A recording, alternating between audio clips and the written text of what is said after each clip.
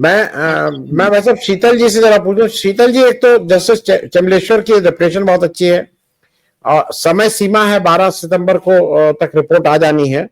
लेकिन दोनों चीजें, एक तो यह है कि ये भी एक आरोप है कि वंतारा में इलीगल वाइल्ड लाइफ ट्रेड जो होता है कुछ इधर उधर, क्योंकि ये कहां से क्या ले आ रहे हैं क्या नहीं ले आ रहे हैं। सिर्फ वेनेजुएला एक देश से ये मई 2024 में मालूम नहीं क्या क्या जगुआर, वो तेंदुए के आसपास का कोई चीज होती है जो। दूसरा ये कहा जा रहा है कि ये इसमें कुछ न कुछ इसके संरक्षण की आड़ में ये कुछ इलीगल काम हो रहा है, वहां कुछ हेरा फेरी, मनी लॉन्ड्रिंग, कुछ इस तरह का हो रहा है। एक तो ये लोगों का आरोप है जो सुप्रीम कोर्ट में पीआईएल चल रही है, उसकी टोटलिटी में जांच है। लेकिन मैं फिर वापस उस पर आता हूं कि क्या आपको लगता है कि ये जो अंबानी जी की ट्रंप से जो नजदीकियां बढ़ी हैं, वो हमारे देश का जो करंट नेतृत्व है वो उसको पचा नहीं रहा है, और उनको कहीं उनकी जगह दिखाने, उनकी औकात दिखाने के लिए कि तुम यही रह सकते हो। ये अनिल अंबानी, एकदम से अनिल अंबानी का केस जग गया है, एकदम से सुप्रीम कोर्ट अनिल अंबानी के यहाँ एसआईटी फॉर्म कर दे रहा है। ये उससे कहीं ना कहीं आप इसमें कोई रिलेशनशिप देखते हैं शीतल भाई? अभी कुछ दिन पहले की बात है, ज्यादा पुरानी नहीं, शायद एक हफ्ते 10 दिन की बात है। एक राइट विंग के जर्नलिस्ट हैं और उन्होंने एक स्टोरी की थी, और इस स्टोरी में ये था कि जो एक फाउंडेशन है अमेरिका में, जो थिंक टैंक है ऑब्जर्वर करके, जिसको रिलायंस फंड करता है, एक जमाने से है, और जिसमें हमारे जो विदेश मंत्री हैं उनके पुत्र जो है वहाँ प्रमुख भूमिका में हैं, ध्रुव जिनका नाम है, उनको लेकर ये था कि बहुत बड़ा विकेट गिरने वाला है, कुछ इस तरह की बात थी। और ये था कि गद्दारी की सजा मिलेगी, इस तरह के नारे थे उस पूरे प्रकल्प में। और एक एकाएक राइट विंग के बहुत सारे हैंडल्स ने इस संदेह को अपने अपने हिसाब से बढ़ा चढ़ा के पेश किया था। फिर 2 दिन वो बहुत चली, बड़ी उसकी चर्चा राइट विंग के समर्थकों में हुई, और अंबानी से इस ऑर्गेनाइजेशन के रिश्तों को लेके सारे डिटेल्स और ये वो, और फिर ट्रंप प्रशासन जो भारत के प्रति कर रहा है, वो सारे संदेह जो अभी आपने पहले ही व्यक्त किए, मैं उसको नहीं दोहराऊंगा, वो सब उसमें थे एकाएक। लेकिन वो जो जिन सज्जन ने उसको इनिशिएट किया था 2 दिन बाद उन्होंने उसको विड्रॉ कर लिया। वो मामला तो चुप हुआ, लेकिन ऐसा लगा कि जो आप कह रहे हैं उस संदेह में कुछ बल है, कुछ हुआ है। जो हमारे सबसे ऊपर के 2 घराने हैं, जो दोनों इस वर्तमान सत्ता प्रतिष्ठान के बहुत करीबी माने जाते हैं, लेकिन उसमें 1 और 2 का है मामला। उसमें नंबर 1 तो अडानी है, दूसरा नंबर उनका है। हालांकि वो आर्थिक रूप से ज्यादा बड़ा साम्राज्य रहा है अंबानी जी का। उनका जो मतलब जो उनकी बिक्री वगैरह का वॉल्यूम है वो अडानी से भी बहुत ज्यादा है, कर्मचारी भी उनके यहाँ ज्यादा है। लेकिन अडानी का एक्सपेंशन बहुत तेजी से और बहुत बड़े पैमाने पर बहुत क्षेत्रों में एकाएक हो रहा है। उसके लिए जो कैपिटल जुटाने का काम है देश और देश के बाहर सब जगह से, वो उसमें सरकार बहुत बार मदद करती हुई दिख रही है। और उसमें अपराध भी हो जा रहे हैं अंतर्राष्ट्रीय लेवल पर। अमेरिका में आप जानते हैं एक जांच उनके खिलाफ चल रही है, जो वहां की सेबी की बहन एक तरह से जो अमेरिकन एजेंसी है वो कर रही है। क्रिमिनल मुकदमा उसमें दर्ज हुआ है, उसमें नोटिस वोटिस आए हैं, और वो नोटिस वगैरह अभी तक सर्व नहीं हुए हैं, ये भी रिपोर्ट आ चुकी है 6 महीने में। तो एक और तो ये नजर आता है कि एक उद्योगपति के प्रति इस सरकार का पूरी खुली छूट है। दूसरे डिटेल्स अभी आरबीआई के डिटेल से आए हैं कि 2,65,000 करोड़ का जो लोन पूल है अडानी ग्रुप का, उसमें आधे से ज्यादा अब राष्ट्रीयकृत बैंकों और हमारे फाइनेंशियल इंस्टीट्यूशंस जो देशी हैं उनका हिस्सा हो गया है। यानी उसमें आधा धन जो है हमारे बैंकों वगैरह ने प्रोवाइड किया है, और इसमें करीब 20% की वृद्धि पिछले 1 साल में ही हुई। और ये इसलिए हुआ है कि अब अंतर्राष्ट्रीय स्तर पर पर्टिकुलरली अमेरिकन मार्केट से फंड उठाने की जो क्षमता अडानी ग्रुप के पास थी, वो इस जांच की वजह से खटाई में पड़ गई। बल्कि उस जांच से उनको उनको प्रभाव है, उन पर काफी उसका असर है। तो एक और ये सब मैनेज करने की शिकायतें और बातें आती रहती है कि हमारा जो पॉलिटिकल एडमिनिस्ट्रेशन है वो अमेरिका के साथ बातचीत में इस चीज को भी चाहता है कि सेटल हो जाए इस उद्योगपति के पक्ष में। लेकिन कुछ बात बिगड़ी है, बिल्कुल आप सही कह रहे हैं, मैं भी उसका बहुत प्राई भी नहीं हूं, मुझे नहीं मालूम कि एग्जैक्टली क्या हुआ है। ये इस तरह के प्रतीक हमें रूस में बहुत मिलते हैं। जहां से ये शब्द भी उभर के आया ओलिगार्क नाम का। अब दुनिया में जो कैपिटलिज्म है वो कुछ एक इस तरह का आप कह सकते हैं उसे, कुछ लोग आपराधिक भी सीधे सीधे कह देते हैं, चलिए हम उसको वो शब्द न देके, लेकिन कुछ कहे, कुछ अरेंजमेंट्स होते हैं जिसमें 4 5 6 लोगों को ही जो भी देश हाथ में उनके होता है उसकी सारी संपदाएं उसकी सेवा में उनकी सेवा में समर्पित होती हैं, और उनमें वो सारे लोग जो उस परिधि में नहीं आ पाते वो शिकार होते हैं। रूस में बिल्कुल ऐसा हुआ है कि वहां एक ल्यूगॉल नाम की ऑयल कंपनी बहुत बड़ी थी और उसके मालिक को बहुत वर्षों तक जेलों में रहना पड़ा, क्योंकि पुतिन की भ्रुकुटी उसके विरुद्ध थी, और वो तबाही हो गई, वो ग्रुप ही तबाह हो गया, दूसरी जगहों में उसमें चला गया।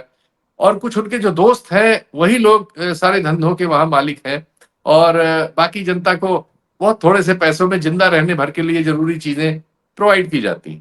हमारे यहाँ जो डिस्पैरिटी के आंकड़े अब आ रहे हैं पिछले वर्षों में, वो भी यही बता रहे हैं कि धन का जो संकेंद्रण है, साधनों का जो संकेंद्रण है, संसाधनों का जो कब्जा है, वो बिल्कुल बहुत थोड़े हाथों में, बहुत ज्यादा छोटे हाथों में, कुछ हजार लोगों में, और फिर हजार में से कुछ 10 5 लोगों में ही वितरित हो रहा है। अभी भाई साहब ने बताया, व्यास साहब ने, कि बहुत जल्दी हम पाएंगे कि जो आपका हेल्थ एरिया है, जो एक इमर्जिंग मार्केट है, दो ही है, एजुकेशन, हेल्थ। हेल्थ उसमें सबसे ज्यादा कैश रिच है, उसमें बहुत बड़े पैमाने पे हम अडानी जी को देखेंगे, और एकाएक आप पाएंगे कि देश के सारे बड़े अस्पताल, चेन, मेडिकल कॉलेज, ये वो चूंकि बहुत बड़े पैमाने पे खेलते हैं और उनको सरकार का वरद हस्त है, तो हम एकाएक पाएंगे साल 2 साल में सब चीजें एक तरफ हो गई। जैसे पोर्ट के धंधे में हमने देखा, तमाम छोटे मोटे जो थे डांट फटकार के सबको लाइन में लगा दिया गया, सब अडानी के यहाँ समर्पित हो गया, और अब वो उस क्षेत्र में उनका एकदम एक तरफा मामला हो गया। फिर एयरपोर्ट्स में वो इस तरह से आए। अब इसकी बात हो रही है, इसके पहले अंबानी ग्रुप जो था उसके पास बेस स्ट्रक्चर कई चीजों का बना हुआ था, टेक्सटाइल से शुरू होकर उन्होंने पेट्रोकेमिकल और प्लास्टिक इंडस्ट्री वगैरह में मोनोपोली बहुत हद तक उन्होंने कर ली है, तो वो उसमें थे। इस बीच जरूर कुछ हो रहा है ऐसा जो शंका पैदा कर रहा है। 2 खबरें एक साथ आई। एक तो ये फैसला हुआ है जो आपने अभी जिक्र किया कि वनतारा की जांच होगी। अगर वनतारा की जांच होगी तो निश्चित तौर पर इसमें अंतर्राष्ट्रीय और राष्ट्रीय कानूनों के उल्लंघन के मामले आएंगे ही, पशुओं से संबंधित। इसमें कोई शक नहीं है, क्योंकि जिस तरह की ये यूनिट बनी है ऐसी दुनिया में कहीं नहीं। ये एक पेट्रोलियम इंडस्ट्री के नाम पे लैंड अलॉट हुई थी। इसमें एक ग्रीन एरिया बनाना था, जो ये एरिया था, उस ग्रीन एरिया में कब वो एकाएक लगभग जू की उसको परमिशन मिल गई, इस पे सब पे जितने भी क्वेरी हुए हैं उन सब के क्लियर आंसर पब्लिक डोमेन में नहीं है। तो इस जांच में हो सकता है कि उनमें से बहुत सारे उत्तर हमें मिले शायद। वैसे हमारे यहाँ चीजों में बड़ा अजीब होता है। इसी बीच एक और डेवलपमेंट हुआ है, और वो डेवलपमेंट ये है कि अभी हमारे कॉलेजियम ने, सुप्रीम कोर्ट के कॉलेजियम ने गुजरात कोटे में एक अतिरिक्त जज को सुप्रीम कोर्ट पहुंचाया है, जो सीनियरिटी में 57वें नंबर पर है, 57th पे है। और एक बार उनका नाम आज से 3 महीने पहले मई में विड्रॉ हो गया था, इसी कारण से कि भाई गुजरात कोटे से ऑलरेडी 2 लोग हैं। गुजरात इतना बड़ा राज्य नहीं है कि उस हाई कोर्ट से आप सुप्रीम कोर्ट में 3 4 जज ले लें, तो वो कोटा उनका भर गया है, 2 उनके ऑलरेडी है। तो जस्टिस पंचोली जो चीफ जस्टिस रहे हैं गुजरात हाई कोर्ट के और एक कंट्रोवर्सी में पटना ट्रांसफर हुए थे, उनको कॉलेजियम ने 4-1 के बहुमत से सुप्रीम कोर्ट में ले लिया है। 31 में वो सीजीआई बनेंगे, 1-1.5 साल के लिए उनको टाइम मिलेगा। एक तो ये घटना है जिससे ये प्रतीत होता है कि जो कॉलेजियम का मैनेजमेंट है उसमें डिसेंट नोट, एक जज ने, महिला जज जो है, उन्होंने डिसेंट नोट दिया है और उनकी वेबसाइट पे है, और डिसेंट के कारण उन्होंने बताए हैं। तो वो बताता है कि ये दखल है कॉलेजियम के फैसलों में। सरकार की रुचि जहां होती है वो हम उसके फेवर में फैसले करते हुए कॉलेजियम को भी पा रहे हैं। तो एक और ये हुआ है, और दूसरी ओर उसी सुप्रीम कोर्ट से हम ये फैसला पा रहे हैं जिसमें अंबानी परिवार के लिए एक भारी मुश्किल का काम हो सकता है, क्योंकि ये जो कानून है अंतर्राष्ट्रीय और राष्ट्रीय स्तर पर, इनके रेमिफिकेशन बहुत बड़े हैं, और इनमें फंसने में बहुत कठिनाइयां पैदा हो सकती हैं किसी भी ग्रुप के लिए। तो अगर ऐसे मामले की जांच हो रही है, और जांच जिनको दी गई है, चेलमेश्वर साहब, बिल्कुल आप लोगों ने ठीक कहा, उनका रिकॉर्ड बहुत ही अपराइट लोगों में से है, और वो नतीजे बहुत हम नहीं समझते कि कहां जाएंगे। कुछ महीनों पहले एक और खबर आई थी, पिछले साल की खबर थी, फाइनेंशियल खबर थी कि अंबानी ग्रुप के नेतृत्व में भारतीय उद्योगपतियों के एक समूह ने लगभग 10 लाख करोड़ की भारतीय रकम जो है सिंगापुर के बैंकों में शिफ्ट की है।